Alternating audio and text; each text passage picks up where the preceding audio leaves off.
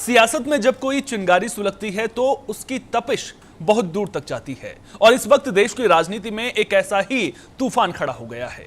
RSS अपने 100 साल पूरे होने का जश्न मना रहा है, लेकिन इसी दौरान प्रियंक खड़गे ने एक ऐसा लेटर बम फोड़ा है जिसने संघ के पूरे ढांचे पर ही सवाल खड़े कर दिए हैं। प्रियंक खड़गे ने कई सवाल पूछे हैं जिसके बाद सियासत उबाल पर है। आज इसी मुद्दे पर विस्तार से करेंगे चर्चा, लेकिन पहले पेश है यह खास रिपोर्ट।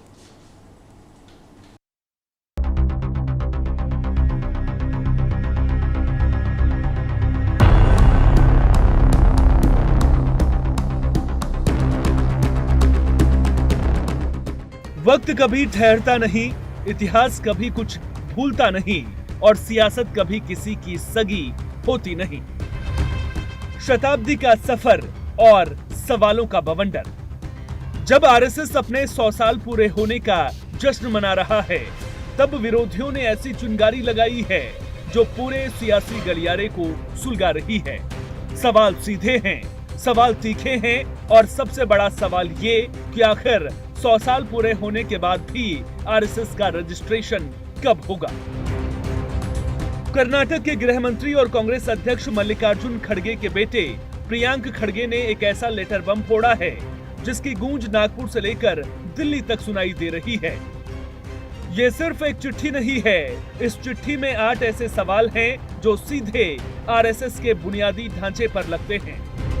प्रियंक खड़गे आरएसएस से सवाल पूछ रहे हैं कि आपकी कानूनी स्थिति क्या है, आपके पदाधिकारियों का ब्यौरा कहां है, दान, योगदान और आय का स्रोत क्या है, खर्च और संपत्ति का हिसाब कौन देगा, क्या देश के नियमों के मुताबिक टैक्स चुकाया जा रहा है, बिना रजिस्ट्रेशन के इतना बड़ा संगठन चलाने का कानूनी अधिकार क्या है, बिना सार्वजनिक जवाबदेही के काम करने का संवैधानिक ढांचा क्या है, इन लाखों के रूट मार्च, इन समाजोत्सवों के लिए जरूरी मंजूरियों का सच क्या है।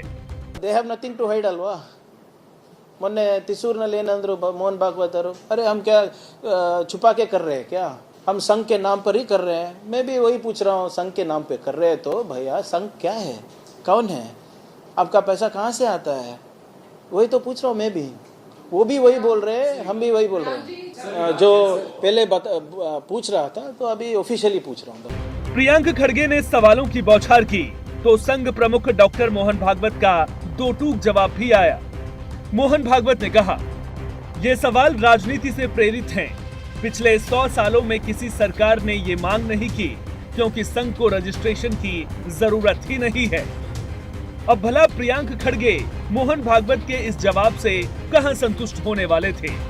उन्होंने सीधे प्रेस कॉन्फ्रेंस बुलाई, कैमरों की फ्लैश चमकी और प्रियंक खड़गे ने वो लाइन कह दी जो इस पूरे विवाद की हेडलाइन बन गई। प्रियंक खड़गे ने सवाल पूछा, अगर आरएसएस ने 100 साल में खुद को रजिस्टर्ड नहीं कराया तो क्या अगले 200 साल भी नहीं कराएगा। प्रियंक खड़गे ने साफ कह दिया है कि कानून से ऊपर कोई नहीं है, ना आरएसएस और ना ही मैं। जब देश की जनता राम मंदिर ट्रस्ट के दान को लेकर सवाल उठा सकती है तो फिर संघ से सवाल पूछना गुनाह कैसे हो गया। सियासी गलियारों में भी संघ पर उठे इन सवालों को लेकर बहस तेज हो गई है। अब इस सियासी ड्रामे के पीछे के उस सच को समझिए जो कानून की किताबों में छिपा है। तभी तो विश्व हिंदू परिषद के अंतर्राष्ट्रीय अध्यक्ष आलोक कुमार सीधे चुनौती दे रहे हैं। कह रहे हैं कि पहले वो कानून तो दिखाइए जो हर संगठन के लिए रजिस्ट्रेशन अनिवार्य करता हो। प्रियंक खड़गे जी ने बिना कोई जानकारी किए, बिना कानून को देखे, केवल एक इशू खड़ा करने के लिए वह ओपन लेटर लिखा है। वो कोई ऐसा कानून बताएं जिसमें सब संस्थाओं को अपना रजिस्ट्रेशन कराना आवश्यक हो। यही है देश के संविधान का वो पन्ना जहां लड़ाई बेहद दिलचस्प हो जाती है। भारतीय संविधान का article 19 clause 1 sub clause C हर नागरिक को संगठन बनाने की आजादी देता है, लेकिन क्या बिना किसी कागजी वजूद के, बिना किसी औपचारिक रजिस्ट्रेशन के आरएसएस जैसा बड़ा संगठन कानूनी जांच के दायरे से बाहर रह सकता है?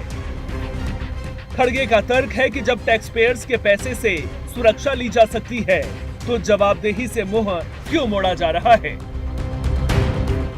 एक तरफ सदियों पुरानी परंपरा का गौरव है, शताब्दी वर्ष का जश्न है और खुद को देश की आत्मा बताने का दावा भी है, तो दूसरी तरफ आधुनिक लोकतंत्र के कड़े नियम, संविधान की दुहाई और पारदर्शिता की मांग। यकीनन ये जंग अब सिर्फ एक चिट्ठी की नहीं रह गई है, ये लड़ाई है व्यवस्था बनाम स्वायत्तता की।